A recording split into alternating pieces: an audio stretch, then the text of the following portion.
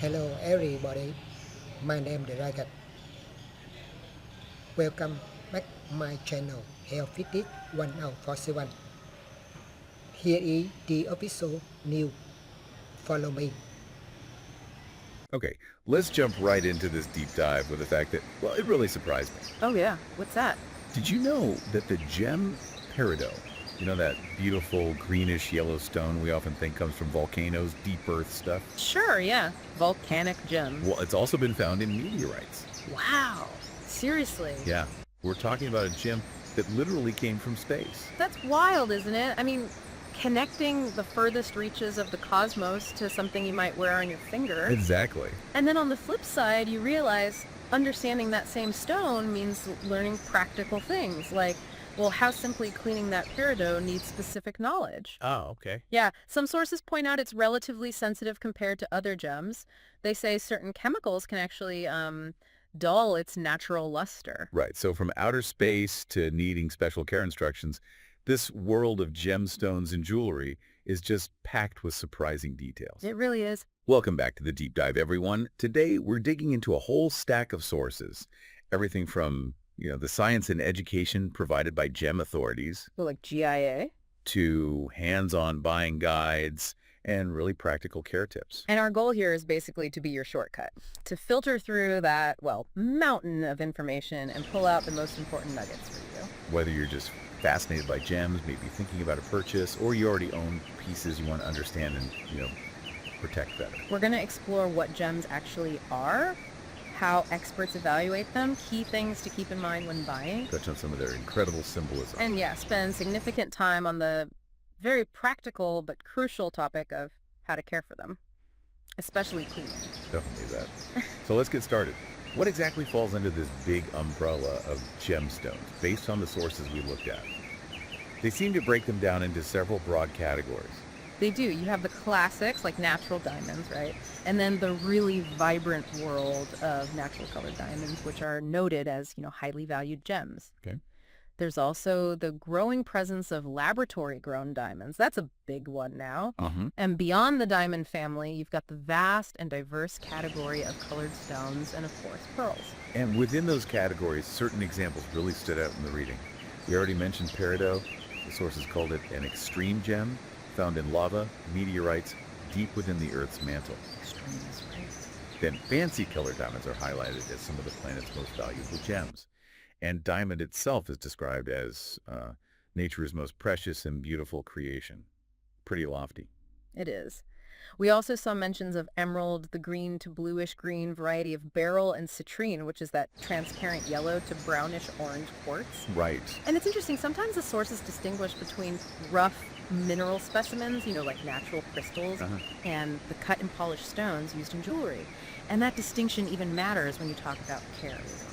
Okay, that makes sense. So how do we make sense of all this variety, this complexity? How are these materials actually analyzed and understood on a, deeper level? Yeah, good question. This is where organizations like the GIA, the Gemological Institute of America, really come into focus in the sources. Okay, GIA. Yeah, their work is foundational. I mean, yes, they're central to analysis and grading, issuing those reports that provide a standard for confidence in the market. We all know that. Write the reports. But the sources show their role goes much further, deep into research. They're constantly studying things like how fluorescence affects gem appearance, or staying ahead of developments in lab-grown diamonds to ensure proper identification. That seems important. Crucial. And doing field gemology, actually going out to understand sources and analyzing complex internal features, inclusions, they call them. Yeah, like they specifically mention finding prismatic zircon within cashmere sapphire, little tiny things inside that help with determining origin and detecting treatments. It's fascinating stuff. Wow, it sounds like they're the scientific detectives of the gem world. That's a good way to put it. And their research, along with the tools and services they develop, like a report check to verify authenticity, or GIA facet wear, which relates to cut quality, it all contributes to understanding what these gems are made of and why they behave the way they do. We saw how that fundamental idea that gems are made of different elements and structures, giving them unique properties like color, stability, it's a recurring theme even when talking about something simple like cleaning. Okay, so it all connects back. And you can actually learn directly from them too, right? Oh, absolutely. The sources highlighted GIA's extensive educational programs. You can get full diplomas like the Graduate Gemologist, GG, Right. either on campus in places like Carlsbad, Bangkok, London, or online. Or you can specialize, just in diamonds or colored stones or pearls. Wow. And they also offer shorter courses, like essentials programs and practical labs for ID and grading. Exactly. Their whole mission really revolves around research and education. They provide resources like their huge gem encyclopedia, a library, the respected Gems and Gemology Journal. It's really an entire ecosystem built around understanding these materials. Okay, that's really comprehensive. Now, shifting gears a bit, from understanding the gems themselves to putting that knowledge into practice navigating the world of jewelry buying. Ah, yes. The practical side. The sources gave some really helpful guidance here, especially for those big purchases like engagement or wedding rings. For sure. That's where a lot of people encounter this stuff first. Absolutely. When it comes to diamonds, those famous GIA 4Cs of diamond quality are, well, the cornerstone. Yep. Shape, clarity, color, and carat weight.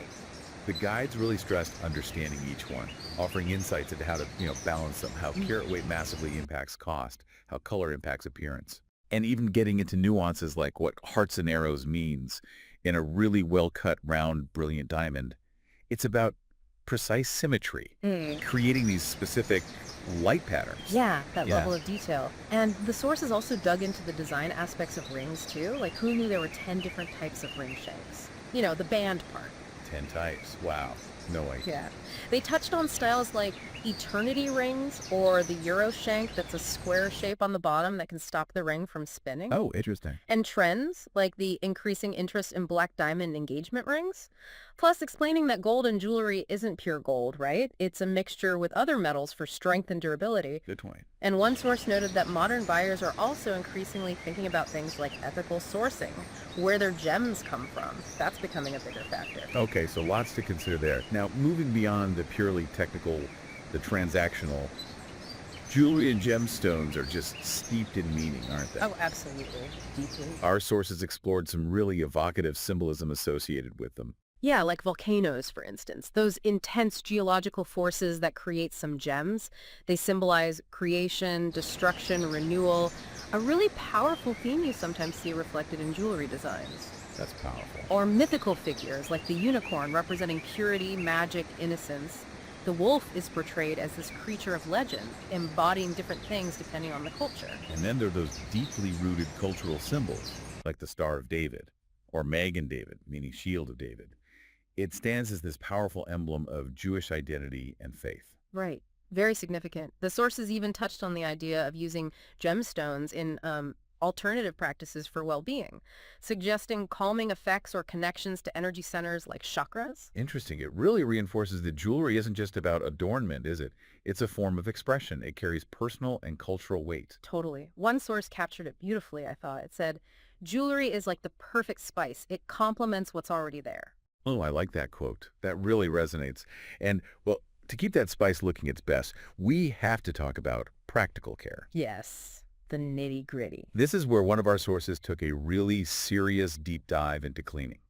Because, let's face it, jewelry naturally collects grime, fingerprints, dust, and metal can tarnish. It definitely does. And the absolute fundamental, safest method recommended as the go-to for most things. Just warm, soapy water. Simple soap and water. Yep, dish soap was specifically suggested. This works great for mineral specimens too, like the example they gave of getting into all the little crevices of a cactus amethyst crystal formation. Oh, okay. You just use a soft brush, gently work the dirt out. Now, professionals might use stronger gem-specific chemicals, but for the average person, simple soap and water is the standard first step. Right. Accessible, safe for most things. The source also mentioned something specific, though, called iron staining. That can appear on crystals. Yeah, that looks kind of like rust. It's much tougher to remove than just surface dirt. That's a different beast. Okay, so beyond basic soap and water, for loose gems and actual jewelry, the sources highlighted specialized products, like a sparkle stick or wipes. Exactly. These are generally mild, often using natural ingredients. And what's cool is they contain not just a cleaning agent, but also something called a shading agent. Shading agent. What's that? It's kind of like a polish. It helps enhance the gem's luster after the dirt is gone. And they're super easy for quick touch-ups or getting into those small spaces on a ring setting. Convenient. Now, for a more, let's say, serious clean, there's the ultrasonic cleaner. Ah, yes, the ultrasonic. This machine uses high-frequency sound waves, right? In a soap and water solution, the source suggested a ratio like 1 part soap to 10 parts water. Okay. And it's incredibly effective at shaking loose dirt and oils from those really hard-to-reach places in jewelry settings. They even describe seeing actual clouds of grime float away in the solution. It sounds amazing. Yeah. But here's that critical caution the sources really underline. You have to know if your gem is stable enough before putting it in an ultrasonic cleaner. Absolutely crucial. Cannot stress that enough. The sound waves can just be too aggressive for softer or less stable gemstones. Like what kind of gems? Well, things like opals, turquoise, or certain types of feldspar, they have internal structures or cleavages that can be damaged. It can lead to new fractures or even the stone actually breaking. Thanks. Okay. So while it's powerful, it's definitely not a universal solution. You must research your specific gem first. Got it. Research first. Okay, and what about the metal itself? My silver jewelry always seems to tarnish. What did the sources say about that? Yeah, tarnish. It's just a chemical reaction with the air that dulls the silver's shine.